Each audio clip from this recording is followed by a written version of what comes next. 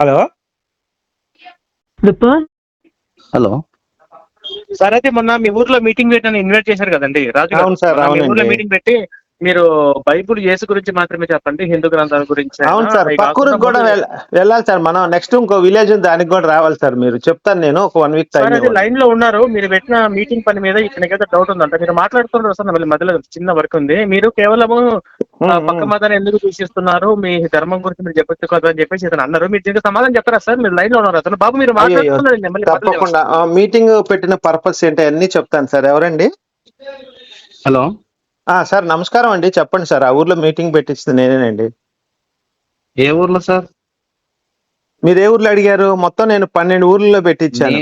నేను ఊర్లో గురించి అడగలేను. ఏమడిగాడంటే ఒంగోలులో ఇప్పుడు పెట్టించాను, హలో మీటింగ్. సార్ ఒంగోలులో, విజయవాడలో పెట్టించాను, పొద్దుటూరులో మీ పెట్టించాను. మీటింగ్ గురించి అడగలేదు సార్. నేను మీటింగ్ ఇక్కడ ఇట్లా పెట్టావని వీడియోస్ బాగా ఉమ్, చేస్తున్నారు.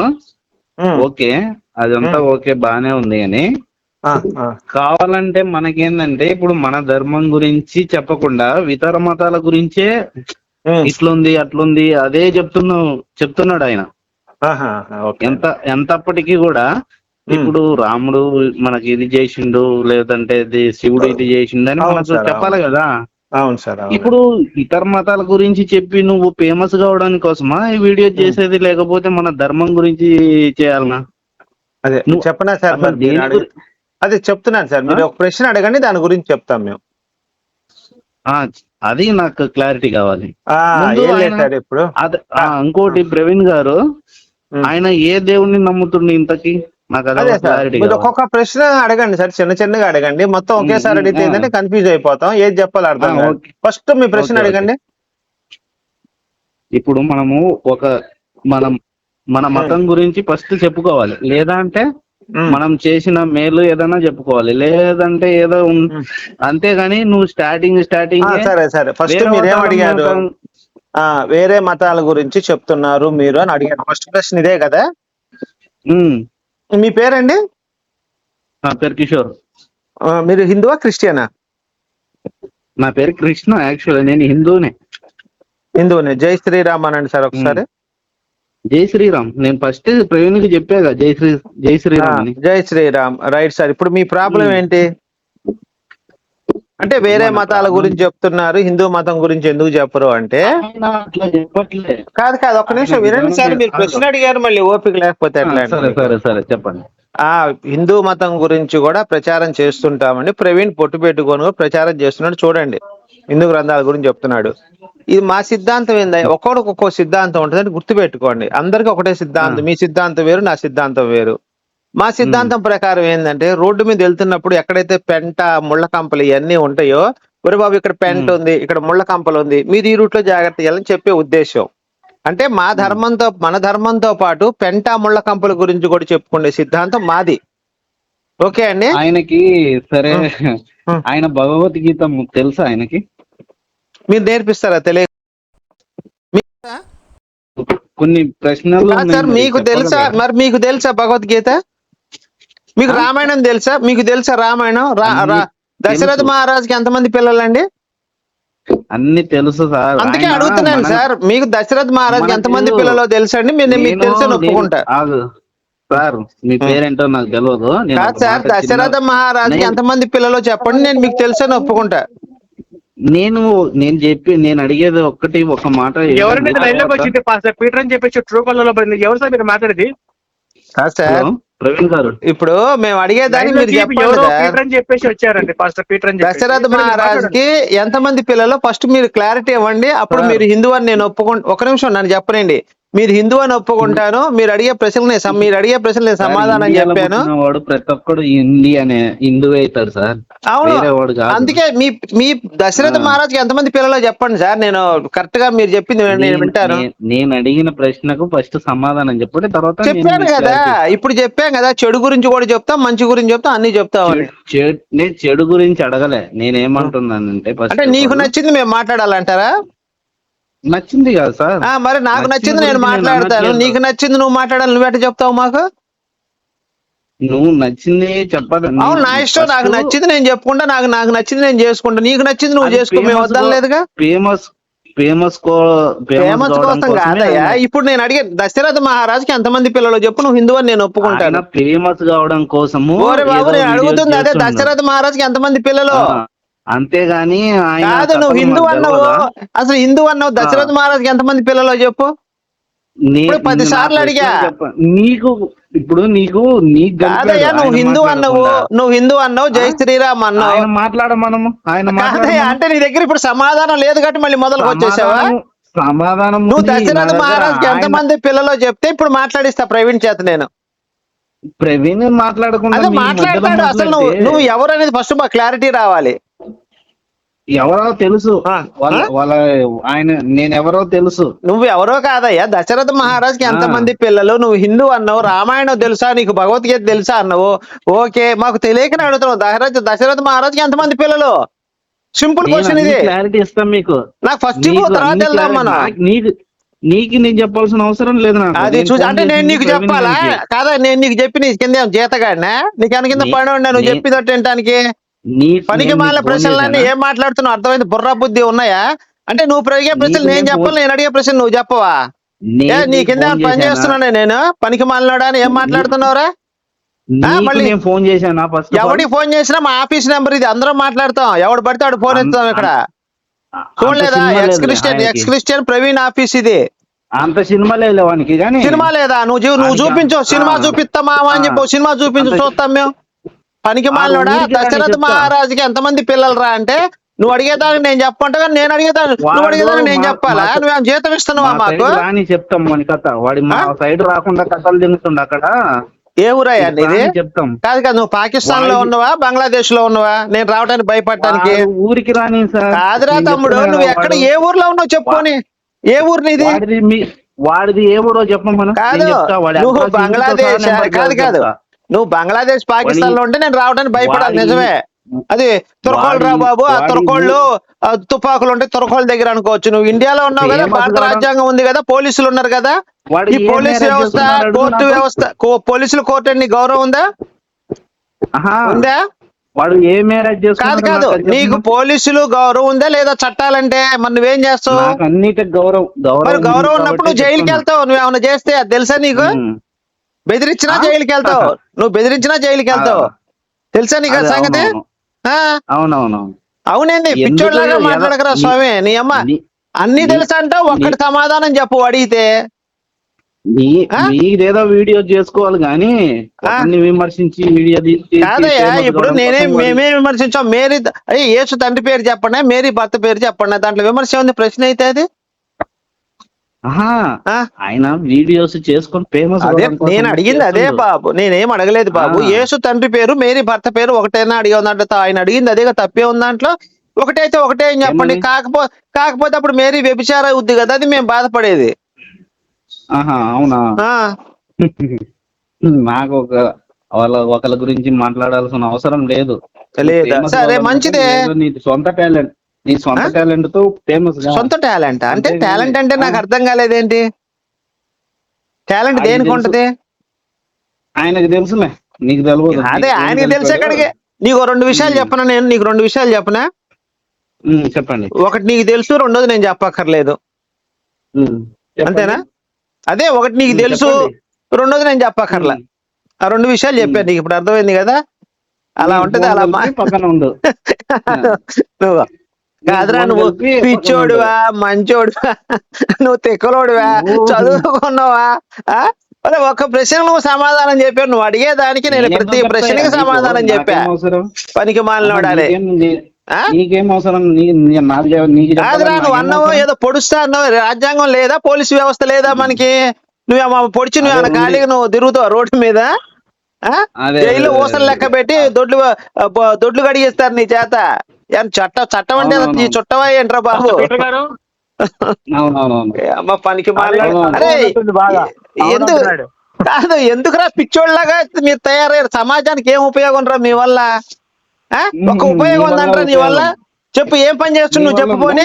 అరే నువ్వు జనగణమన పాడు రాపకుండా, నువ్వు జనగణ పాడు లేకపోతే వందే మాత్రం పాడు. నువ్వు దేశభక్తుడు అని ఒప్పుకుంటాను రా. రెండిట్లో చెప్పు పోనీ. నువ్వు పాడు చక్కగా వింటా, నిజంగా దేశభక్తులను ఒప్పుకుంటా.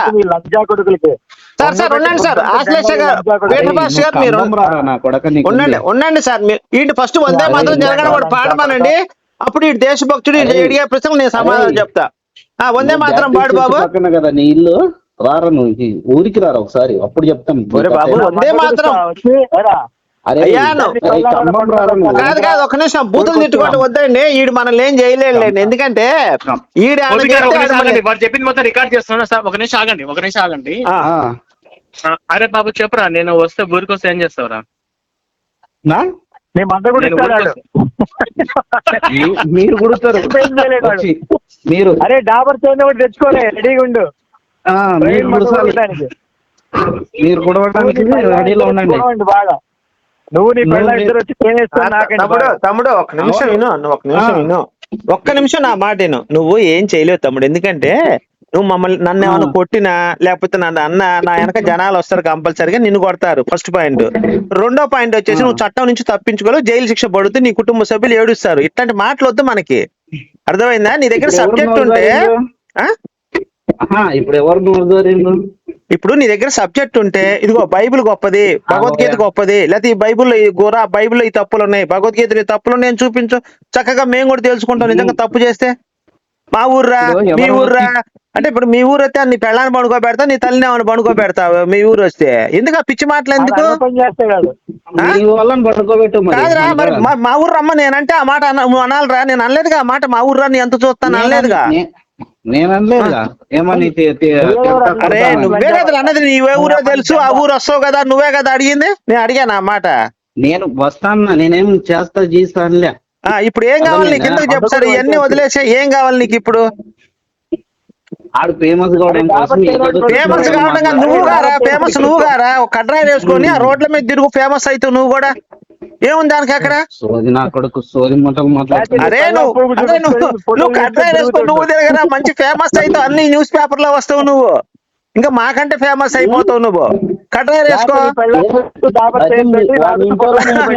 కాదు తిక్కలోలాగా ఎందుకురా మాట్లాడతావు? ఏమన్నా సబ్జెక్ట్ ఉంటే మాట్లాడరా బాబు, ఎందుకు ఏమో టైం వేస్ట్ చేస్తావు మాకు?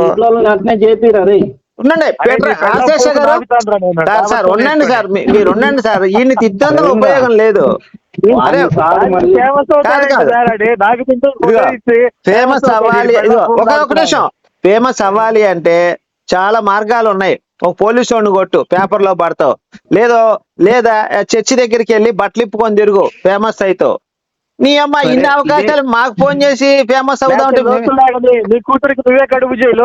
లోతులాగా తప్పే ఉంది దాంట్లో, ఫేమస్ అయిపోతాం. చెప్పరా ఎవరు ఏంటి క్రిస్టియన్ మ్యారేజ్ ఎందుకు చేసుకున్నావురా? ఒరే బాబు నేను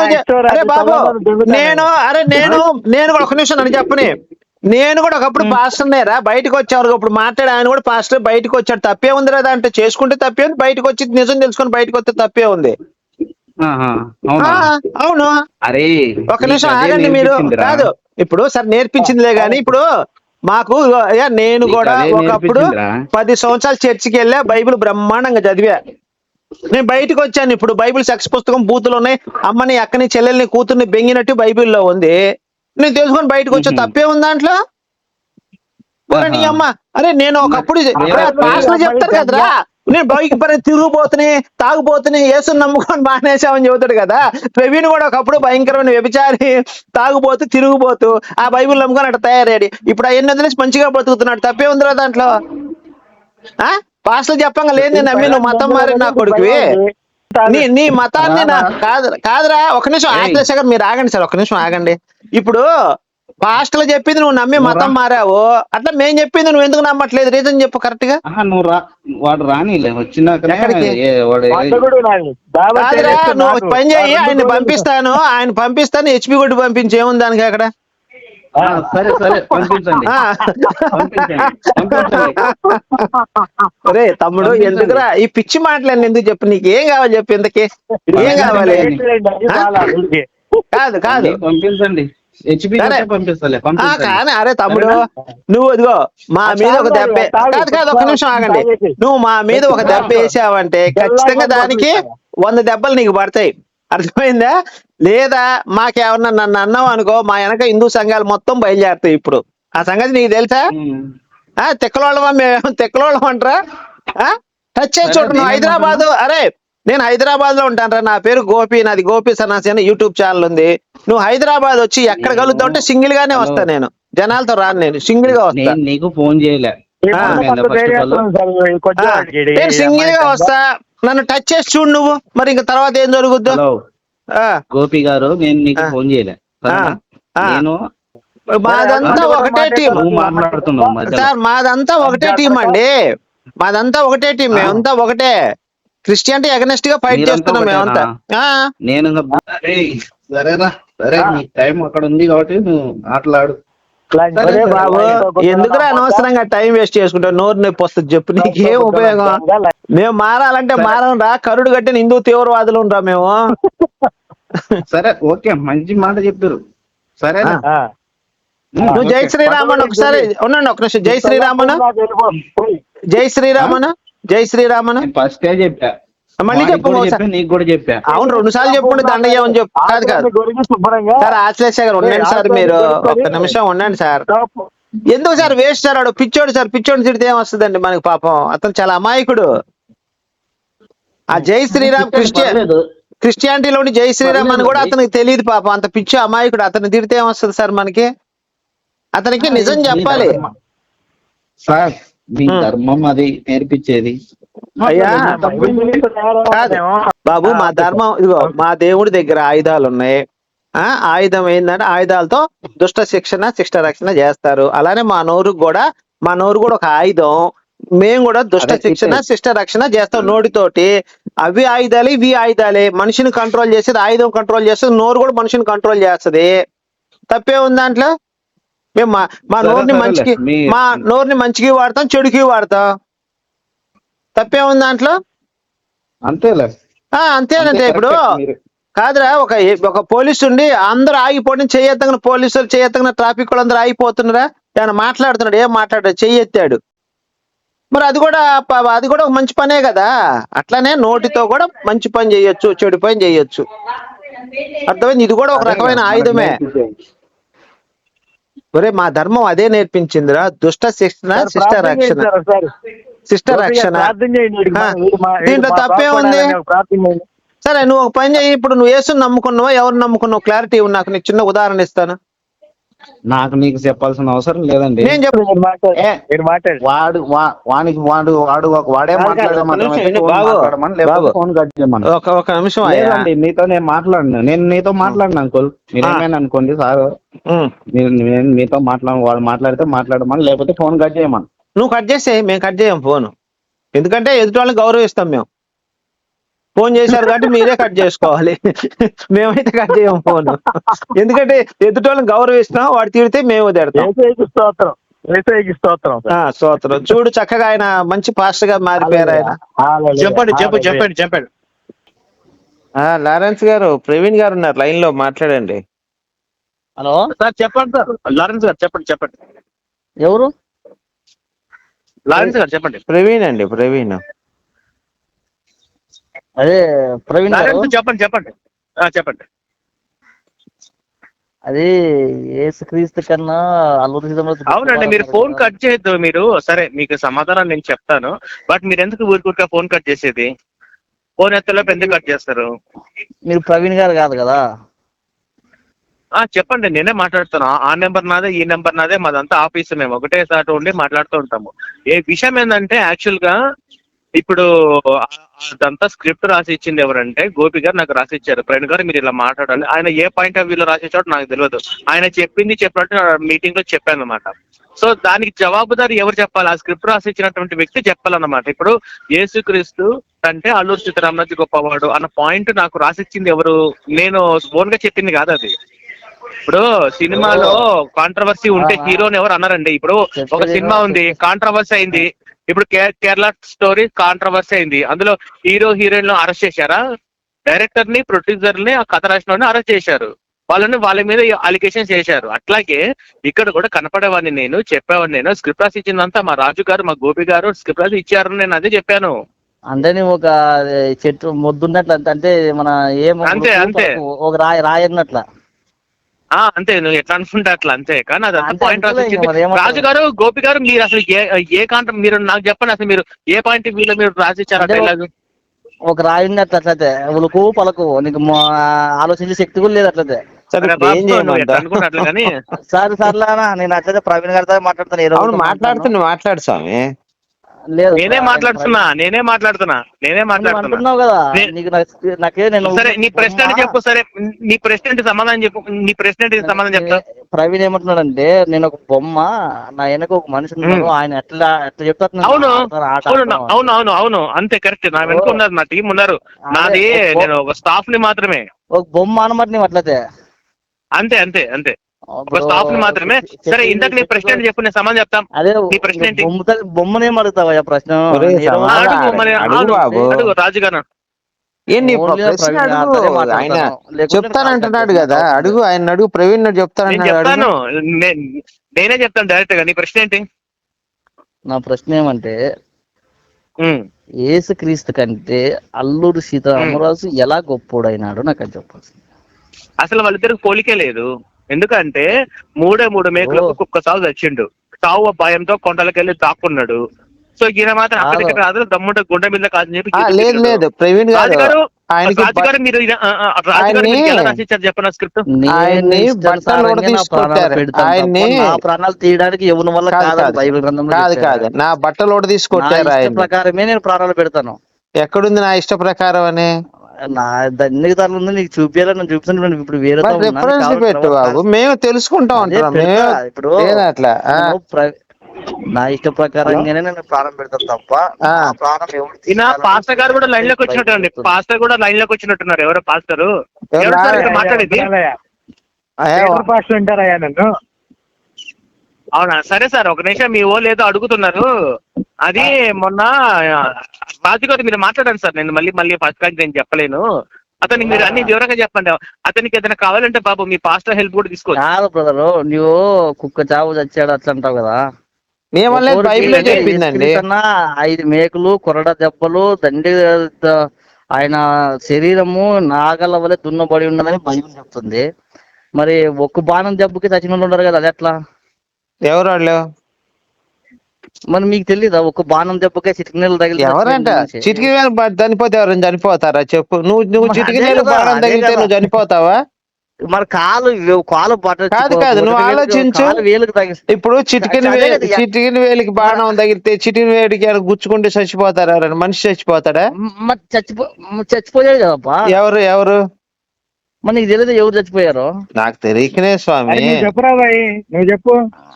ఇప్పుడు కాలు వేలుకి తగిలితే చచ్చిపోతే నువ్వు చెప్పురా బాయ్ అంటున్నా. ఎవరు వేలుకి తగిలితే ఇప్పుడు ఆయన తలకి కిరీటము, 39 కొరడా దెబ్బలు, ఆయన శరీరము నాగలు దునితే భూమి ఎలాగుంటదో, ఎలా చిలుటలు ఎదురు తిరిగాడా? ఆయన చావడా? ఎదురు తిరిగాడా మరి వాళ్ళకి? ఎవరు తిరగల ఎందుకు ఎదురు తిరుగుతాడు? ఆయన సజీవుడు కాబట్టి ఆయన ప్రాణం సొంతంగా ఆయన ఇష్టానుసారంగా పెట్టాడు కాబట్టి తిరిగి లేచాడు బాబు. ఆయన కొట్టుకొని చచ్చిపోయాడు, ఎవరైనా కొట్టారా? తిరిగి లేచాడు. మరి ఒక్క బాణం దెబ్బకి తిరిగి లేచిన మరి అదే ఒక్క నిమిషం. ఏసు కంటే ముందర లేచిన వాళ్ళు బైబుల్ వచ్చి నేను చూపిస్తాను. చచ్చి బతికిన వాళ్ళు చాలా మంది ఉన్నారు బైబుల్లో. చూపి ఒకరిని చూపి. చచ్చిపోయి కంటే చచ్చి బతికిన వాళ్ళు నేను చూపిస్తాను బైబుల్లో నుంచి. సావనోళ్ళు కూడా ఉన్నారు. అసలు బిల్కిసి ఉన్నాడు, ఎలియా ఉన్నాడు. అవునవునండి. ఎలియా యేసుక్రీస్తే పైకి తీసుకెళ్ళాడు ప్రాణాలతోనా. ఇదిగో నువ్వు అడిగావు కదా యేసు కంటే ముందర లేచిన వాళ్ళు, నేను చదువుతాను ఒకసారి. మత్తయి సువార్త 27 అధ్యాయం 52వ వచనం. సమాధులు తెరవబడెను, నిద్రించిన అనేక మంది పరిశుద్ధుల శరీరమును లేచెను. అంటే ఇది యేసు శిలువ వేసిన తర్వాత, ఆయన చనిపోయిన తర్వాత సమాధులు తెరచబడ్డాయి. అంటే నిద్రించిన అనేక మంది పరిశుద్ధుల శరీరమును లేచెను. లేచాట ఆ ఊళ్ళో తిరిగినాయిట అవన్నీ కూడా, ఆ శరీరాలన్నీ కూడా. మరి యేసు కంటే ముందర బతికిన పరిశుద్ధులు చాలా మంది ఉన్నారు కదా. కనపడ్డారు ఎవరికన్నా తిరిగితే? కనపడ్డారు. నేను చదవనా మరి వాక్యం పూర్తిగా చదవనా బైబిల్ పరిశుద్ధ గ్రంథాన్ని? చదువు. ఇప్పుడు సరే, అన్నా నేను ఏమంటానంటే కొంచెం ఆగు, కొంచెం ఓపిక పట్టు. అది నీకు ఆడ సెంటెన్స్ ఆడ కథ. అందుకే తమ్ముడు ఒక్క నిమిషం, నేను చదివిన తర్వాత నువ్వు మాట్లాడు. నేను చెప్పేది నేను అడిగిందేమి అల్లూరి సీతారామరాజు కంటే యేసు ఎందులో తక్కువ అని అడిగాను. అదే అందుకే చెప్తాను. 10 ఎక్కడో తీసుకువెళ్తారు, ఏ మ్యాటర్కే తీసుకుపోతారు. కాదు నేను ఒకసారి తమ్ముడు నేను చదువుతాను. కాదు, నేను అడిగిన క్వశ్చన్ కి 5 మేకలు కొట్టి కుక్కుజా చచ్చాడు అంటాడు, ఒక బారం దెబ్బ తగిలి చచ్చిపోతే దేవుడు అంటారు. నేను చదువుతున్నా ఒక్క నిమిషం. యేసు మరలా మత్తయి సువార్త, అది చెప్తున్నా నువ్వు అడిగిన దానికి. మత్తయి సువార్త 27వ అధ్యాయము 50వ వచనంలో యేసు మరలా బిగ్గరగా కేక వేసి ప్రాణం విడిచెను. అప్పుడు దేవాలయపు తెరలు పైనుండి కింద వరకు 2గా చిరిగెను, భూమి వణికెను, బండరాయి బద్దలైను, సమాధులు తెరవబడిను, నిద్రించిన అనేక మంది పరిశుద్ధ శరీరములు లేచెను. వారు సమాధుల నుండి బయటికి వచ్చి ఆయన లేచిన తరువాత పరిశుద్ధ పట్ల అనేకులకు అవుపడ్రి. విన్నావా పాయింట్? ఆడ పాపాత్మలను ఉండరనా పరిశుద్ధులను ఉండరనా? పరిశుద్ధులు లేచారయ్యా. ఇదిగో కాదు 52వ వచనం. ఇదిగో ఒక నిమిషం పాస్టర్ గారు, ఒక నిమిషం అండి. ఇప్పుడు ఈయన బైబిల్ చెప్దాం మనం. సమాధులు తెరవబడి నిద్రించిన అనేక మంది పరిశుద్ధుల శరీరములు లేచెను. యేసులాంటి పరిశుద్ధులు వీళ్ళంతా కూడా. వారు సమాధుల నుండి బయటికి వచ్చి ఆయన లేచిన తర్వాత పరిశుద్ధ పట్టణంలో ప్రవేశించి అనేకులకు అవుపడ్రి. బాబు విన్నావా? అనేకులు కనపడ్డారంట. నేను చెప్పిన మాట కాదు, బైబిల్ చెప్పింది ఇది. యేసు తండ్రి పేరేంటి? యేసు తండ్రి పేరేంటి పోనీ చెప్పు. తమ్ముడు మీ నాన్నగారి పేరు చెప్పు, తప్పే ఉంది దాంట్లో. నాన్నగారి పేరు తప్ప నాన్నగారి పేరు నేను ఎత్తుకుతున్నా, నేను తెలుసుకుంటాను. సత్యాన్ని మేము అదే తెలుసుకుంటాము. కాదయ్యా, మేము అదే తెలుసుకుంటాం. యేసు తండ్రి పేరేంటి? యేసు తండ్రి పేరయ్యా. సరే, ఇప్పుడు మేరీ ఎంత మందితో గర్భం చేయించుకున్నది? మేరీ ఎంత మందితో గర్భం చేయించుకున్నది? నేను మీ కాలం మీరెందుకు లైన్ లో తమ్ముడు, ఇప్పుడు మీ అమ్మగారు కాదు కదా పీటర్ గారు, ఒక నిమిషం అండి. ఇప్పుడు మీ అమ్మగారు మీ నాన్నగారితో గర్భం చేయించుకొని, మీ అమ్మగారు మీ నాన్నతో గర్భం చేయించుకొని పిల్లని కన్నది, ఈయన కట్ చేశాడు అంతే.